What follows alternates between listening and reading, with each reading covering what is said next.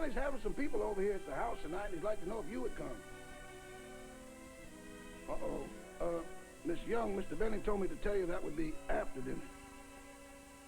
That's right. Bye-bye.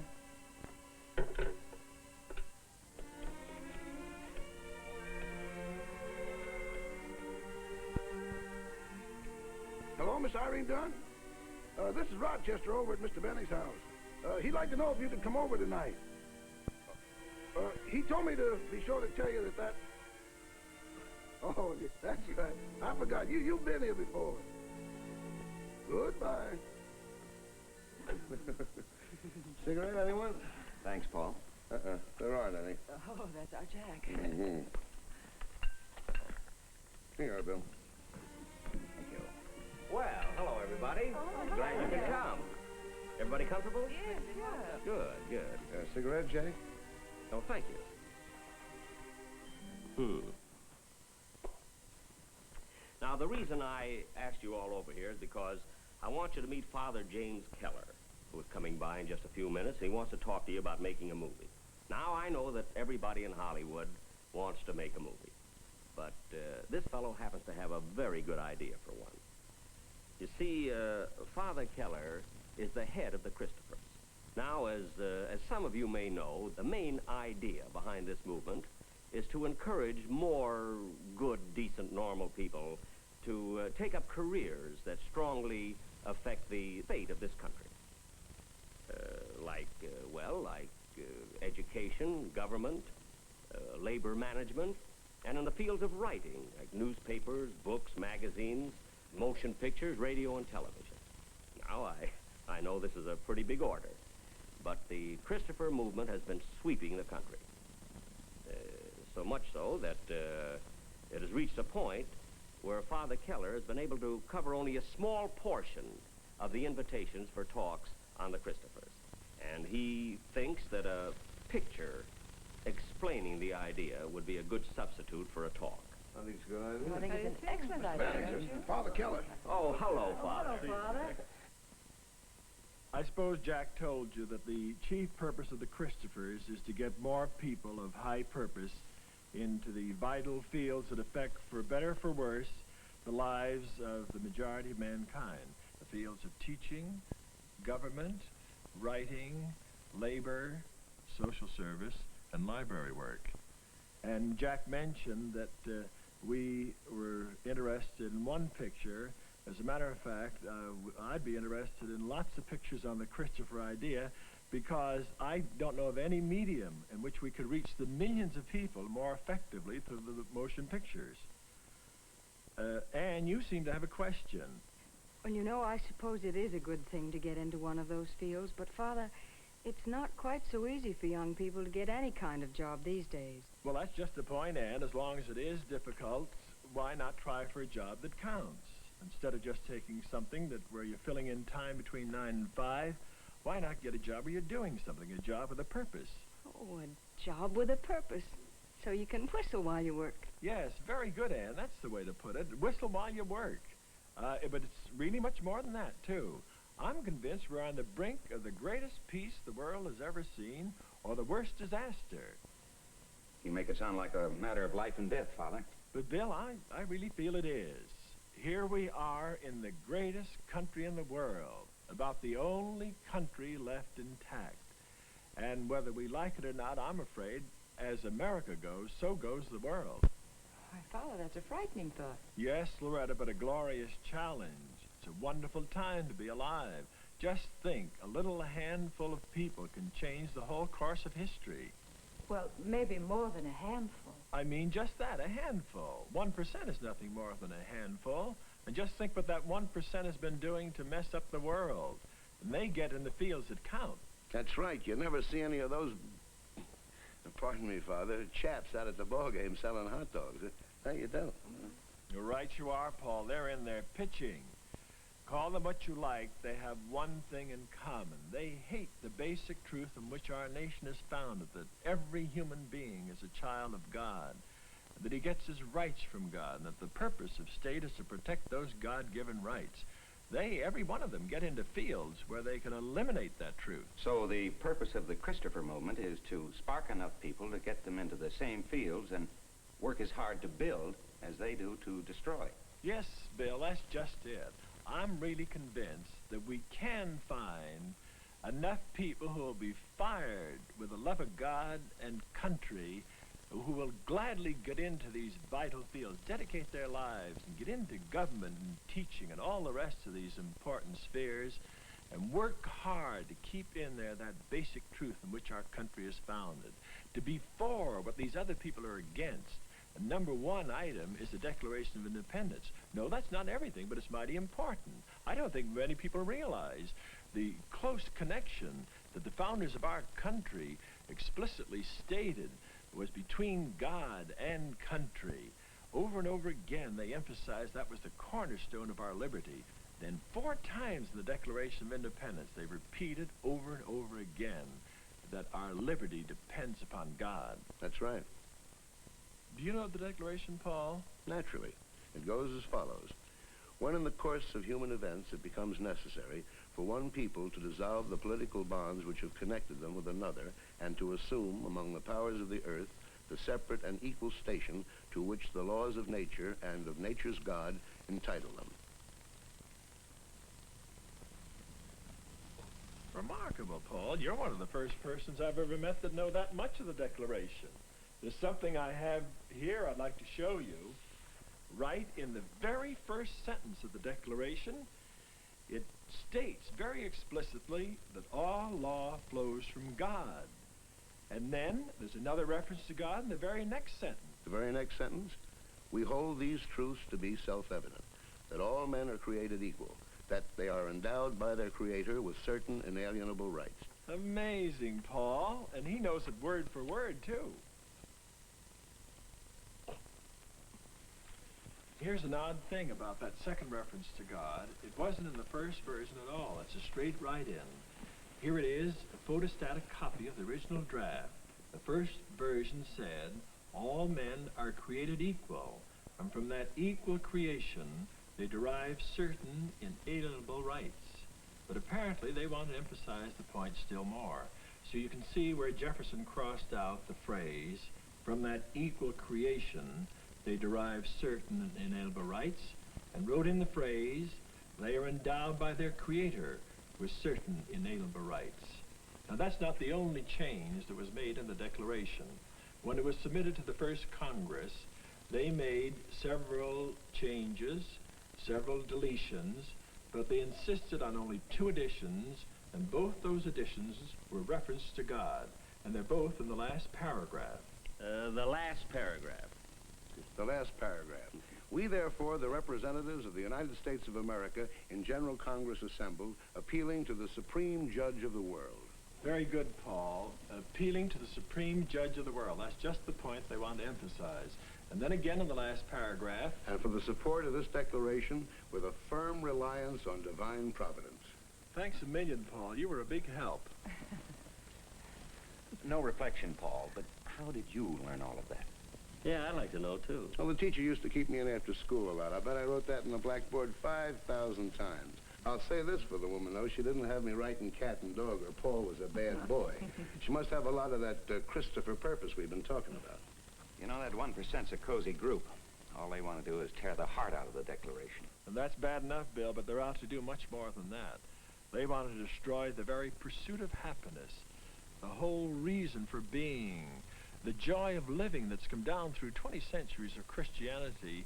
And for over 3,000 years, the Jews have carried the sublime truth that man is made in the image and likeness of God, that he has an eternal destiny. And all of this stands out ever so much more clearly when you think of what Adolf Hitler and Karl Marx said about their idea of the worth of the human being. Here are Hitler's words. He said, to the Christian doctrine of the infinite significance of the individual human soul, I oppose with icy clarity the saving doctrine of the nothingness and insignificance of the human being. And Karl Marx put it a slightly different way, but his idea was just the same. He said, the democratic concept of man is false because it is Christian. The democratic concept holds that each man is a sovereign being. This is the illusion, dream, and postulate of Christianity. Then our position is crystal clear, Father. We say man is a creature of God, responsible to God. That 1% say that man is a nobody. Yes, just a nobody worth about $1.89, just a bunch of chemicals. And they don't want men to know his sacred worth, and that's why they swarm into every field they can to eliminate every trace of man's dignity. They want to wipe it out, eliminate it from the face of the earth. Well, is it correct to say, then, that the Christophers are an anti-communist movement? No, the problem as we see it is this. It's getting good people in, getting the good citizen to do his part in saving our country and saving the world. And so, the Christopher approach emphasizes the affirmative, the constructive, doing something positive. We say that it's much more important to chase good people in than is to be too preoccupied chasing evil people out, essential as that is. I don't know how many of you realize it, but according to reliable estimates, 60% of the parents of America don't want their own children to work for their own government. Can you think of any quicker way to wreck any country? Then, on top of that, 1 million teachers are needed in the schools of America. 6,000 little public schools have closed because of lack of teachers. Fewer and fewer parents are encouraging their children to take up writing careers. 17,000 librarians are needed. Tens of thousands in the social service field. I could go on, but it's more or less the same old story of what happened in Germany. Most of the good Germans wanted good government, good education, good everything else. But they didn't want to be bothered. They wanted somebody else to do it. You know the old story, everybody wanted to eat, but nobody wanted to cook. We know who wound up doing all the cooking. Yes, Jack, and the world has had indigestion ever since. The Nazis weren't strong in the beginning, but they swarmed into every vital field. The lines were drawn then and the lines are drawn now. We're either for God or against God. If it's the latter, we'll pay the penalty and soon. William Penn said something along that line about being ruled by tyrants. I remember... He said... Those who are not governed by God are ruled by tyrants. Is that what you meant, Irene? Yes, Father, something like he said was what I meant. Well, anyhow, that's where the Christopher approach comes in. We feel that something can be done, and soon. As soon as there are more people turning on lights than they're turning them off, there'll be a wonderful change for the better. Just recently, I finished a quick trip around the country. I gave talks in 23 cities, 95 talks, a little over 4 weeks. Every place you go, you find wonderful people, all ready and set to do something to change the world for the better. Yes, Father, the woods are full of good people. Now all we have to do is get them out of the woods. Father, you mentioned that you had been all over the country and you met some very fine people. Could you give us an example, for instance, of some constructive thing that has been done? I certainly can, Loretta. I can give you hundreds of them. But here's one that I think will interest you in particular. I was down in Texas not long ago, and I met this 23-year-old Baptist school teacher. She said she'd read an article about the Christophers in a magazine, and the point that she liked best was its emphasis on what little people can do to change the world for the better. She said, and it was wonderful to hear the way she said it, she said, you know, for the first time in my life did I realize a little person like myself counts. And then she went on to explain that she was teaching in schools. It was hard work and so forth. But she said, most of the girls I know are getting out of the teaching field. They say there's not enough money in it. The pay is too low. Well, after all, Father, they do have a point. They don't make very much money, do they? That's right. Well, there's something Father, in there. is it even a living wage? Well, I think for most it is, Loretta. It's a living wage, but for many not. And that's part of our job, to get a better wage for them, too. But this girl had a very fine solution for the present. She said she was going to stay in there teaching. And moreover, and this was the important point, she said, I'm going to become a committee of one. and get as many girls as I can to get in the teaching field. It was wonderful to hear her enthusiasm. And then she said, I got my first recruit yesterday. Father, tell them the one about the young fellow in the gas station. Oh, yes, there's a nice point to that story, Jack. This young Negro student was working his way through college, trying to support his family. He had a job at a filling station. A little bit of prejudice developed, and about 10 or 12 people stopped buying gasoline. The man, or the owner of the station, was quite worried. It was only a small business that he had, and he felt that he had let the man go. Word got around, and this little housewife heard about it, and she felt she should do something. She'd caught this Christopher idea. She should reach out to the world, and here was a specific opportunity. So in a very nice way, she walked down to the station and asked him if there was anything she could do. And this man was so surprised. He said, well, you're the first one that's offered to do anything. Everybody's complaining. Nobody's doing anything. But she said, how many customers would you lose if you kept him? Well, he said, I don't know, about 20 maybe. She said, if I go out and get you 20 new customers, will you keep them? He said, I certainly will. She went out and got 25 new customers. One of the big magazines picked up the story and carried it to at least 15 million readers. I dare say that maybe 1 million people have done things through her example. She wanted to reach the world. Well, she did reach the world. Father, I read a story in Reader's Digest about that Russian school teacher, Madame Kosenkina, wasn't that her name? Now, wasn't that in some way connected with the Christophers? I think that's an ideal story to illustrate what one little person can do. Some time ago, I talked with a young couple who live on a farm in Connecticut about the Christopher idea. This young couple have a wonderful farm, 6 children, and 64 cows. And when I talked about the Christophers to this lady, she said, listen, we got enough to do right here. And furthermore, we're buried off here in the middle of Connecticut. And I said to her, I said, well, I don't care whether you're buried in the middle of Alaska. You can still do something to help the world. The world needs people like you. Well, I thought I'd hear nothing about it. 6 months later, she was sitting at breakfast with her husband and read in the morning paper about this Madame Kosenkina, the Russian school teacher who'd been taken a prisoner.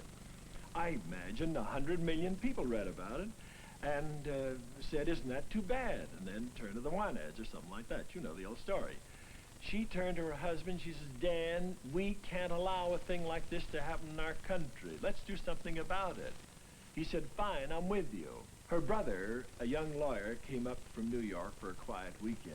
No sooner does he get in the house than Louise goes right at him. She says, Peter, we must do something to help that poor school teacher.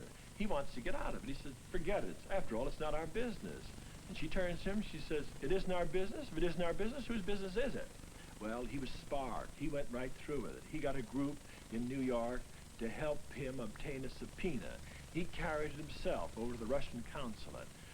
He stood across the street wondering how he would ever get in the hands of the Russian consul general. He was standing there hoping and praying for something to happen. Something did happen. Up drove the Russian consul general, steps out of his car, hurries up to the front door, and fortunately left his key inside.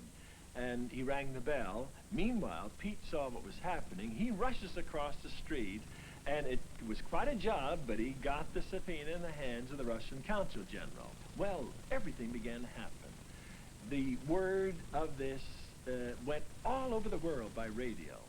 And by a strange course of events, it went right into the room on the 3rd floor of the Russian consulate, where there had been radio left by accident, and here, seated, a prisoner, was this Russian school teacher. She told us afterwards that when she heard her name over the radio, when she looked out and saw hundreds of people milling around outside, she came to just one conclusion. Somebody in America was fighting for her. She didn't know who it was, but it thrilled her so much she just wanted to jump into America. But Dad, how could she do that? She went to the window, and then she looked out. Here she was on the third floor. But that wouldn't stop her. Nothing was going to stop her if she could just save her life. Anything. She saw a wire stretched across the courtyard. She felt if she could only hit that, it might break her fall and save her. She jumped. She nearly tore off her hand. But it broke her fall, and she was very seriously injured. It took her months to recover. But when she did recover, she had only one request, and that was to see the one person who had thought out into the world to help a little person like her. Oh, Father, that's a marvelous story, and that's what the Christophers can do, huh? I could tell you thousands of stories like these. Each one emphasizes over and over again the big things that little people can do. I'm convinced that God will bless any old fool who will try. I don't think he'll bless the smartest person in the world who says it can't be done. You know, our forefathers left us a wonderful pattern, a heritage we should cherish. Each one of us can play a part in preserving it. Yes, you and you and you and everybody else can do something to change the world for the better. Father, you have a customer. You can count on me too, Father. I'm in.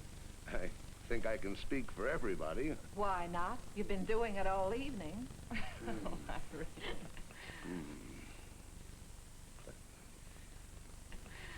Father, I think what Paul means is that you don't have to take a vote.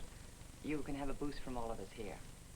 Because I really believe that everybody here is thrilled with the idea that all over the country are simple enough and wise enough to know that if you don't belong to the human family, you don't belong to anything. In other words, if you don't stand for something, you fall for anything. That's right, Loretta. Very true. Father Keller, there's a couple of songwriters here wrote a song they thought maybe you could use. Their names are Johnny Burke and Jimmy Van Heusen. You remember them? They wrote that song, Would You Rather Swing on a Star, Carry Moonbeams Home in a Jar, Johnny Burke and Jimmy Van Heusen. Hello, Father. Hello, Johnny, Jimmy. Hello, Jack? Father. Oh, yes. They brought a fellow along with them that said he'd like to sing it. Claims he's a baritone. I didn't get his last name, but his first name is Bing.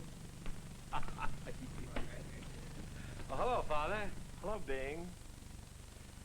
Well, what a major league talent you have here, huh? Well, good evening, Father. Good evening, Bing. Hi, Jack. Hello, Bing. Say, Jack, the boys here have written a song that they think more or less suits Father Keller's purpose. Oh, then you know his work. Oh, certainly. Good.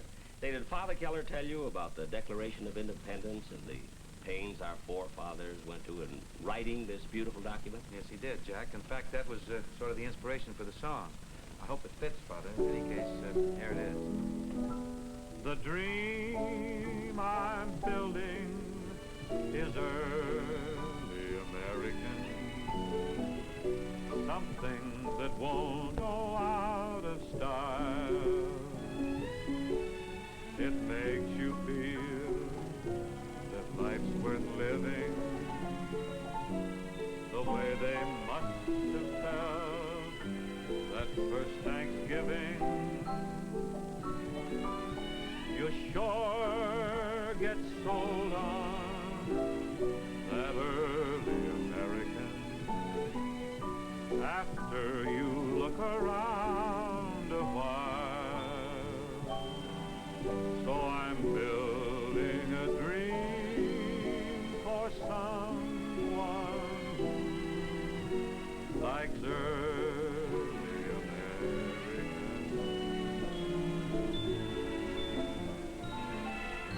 The dream I'm building is early American. Something that won't go out of style.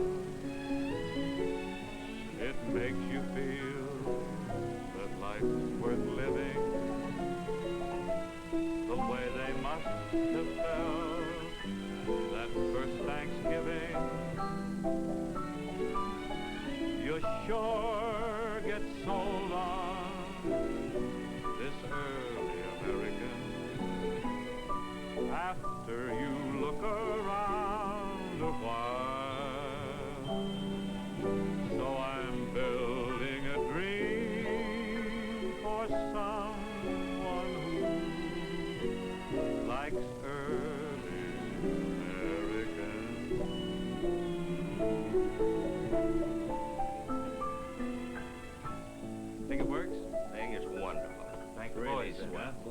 Thank you, Father. Marvelous.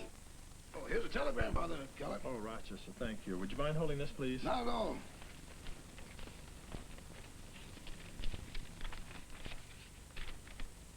Oh, it's from Bob Hope. He wants me to phone him. Bob? Yeah. Oh, well, I'll get him for you. I'll get him on the phone. See, he lives right over here in North Hollywood. It's no distance at all, you know. Maybe, but that telegram says from Houston, Texas.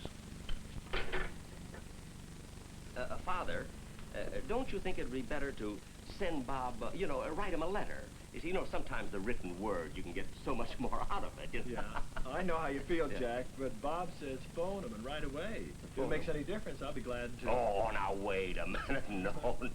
Now, Father, please, no, certainly not. I'll get him on the phone for you. Yeah. What's the number? Jackson 4219. Houston, Texas. I know about Houston, I know.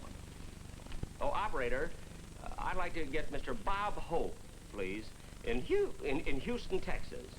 Yeah, the number is Jackson 4219. Gee, Jack, I hate to put you to this expense. Oh, listen, Father, let me explain something to you. Believe me, on the radio, I'm supposed to be a real cheap, stingy character, you see, but that's only to get laughs, that's all right.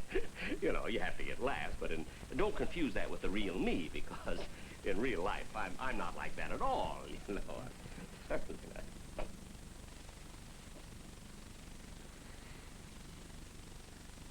not. Here he is, Father. No, I'm all right. Hello, Bob. How are you? How is it down there? Fine.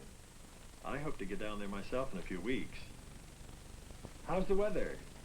You asked him that already. Sure.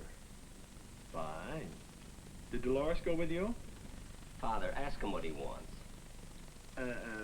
Bob, I'm at Jack's. Can you make it snappy? Yes, Father? Uh-huh. I can hardly hear you. Well, I have a little... Yeah. Will you wait till I turn this Crosby record off? Just...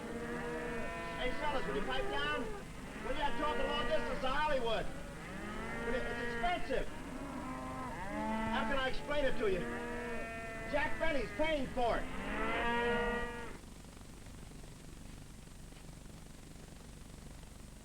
Father, I just saw a miracle.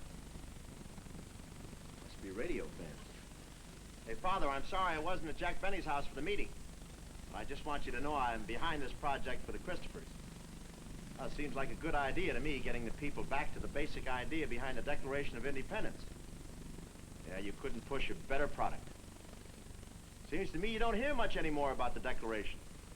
All you hear about is the Constitution and the Bill of Rights.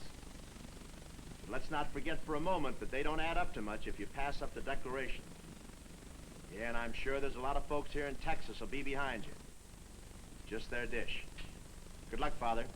Thanks a lot. I'll be seeing you. Bye-bye. Jack, I can't begin to thank you for this. It's marvelous. Don't thank me, Father. I want to thank you for the chance to help out on an idea as important as this. And of all the things you mentioned, the one that stands out in my mind is the part about the Declaration of Independence. Jack, it stood out in somebody else's mind, too. I wanted to tell the rest about it, but I didn't dare take any more of their time. I have a copy here of Lincoln's lost speech. If I may, I'd leave it with you. Well, Notice his magnificent language. Just read a bit of that. 1858. This was their lofty and wise and noble understanding of the justice of the Creator to his creatures, to the whole great family of man. In their enlightened belief, nothing stamped with the divine image and likeness was sent into the world to be trodden on and degraded and embruted by its fellows. Now, my countrymen, if you have been taught doctrines which conflict with the great landmarks of the Declaration of Independence, if you have listened to suggestions which would take from its grandeur and mutilate the symmetry of its proportions, if you have been inclined to believe that all men are not created equal in those inalienable rights enumerated by our Charter of Liberty, let me entreat you to come back. Return to the fountains whose waters spring close by the blood of the revolution. Think nothing of me. Take no thought for the political fate of any man whomsoever, but come back to the truths that are in the Declaration of Independence. Do not destroy the immortal emblem of humanity, the Declaration of Independence. God bless you, Jack. God bless you too, Rochester. Thank you.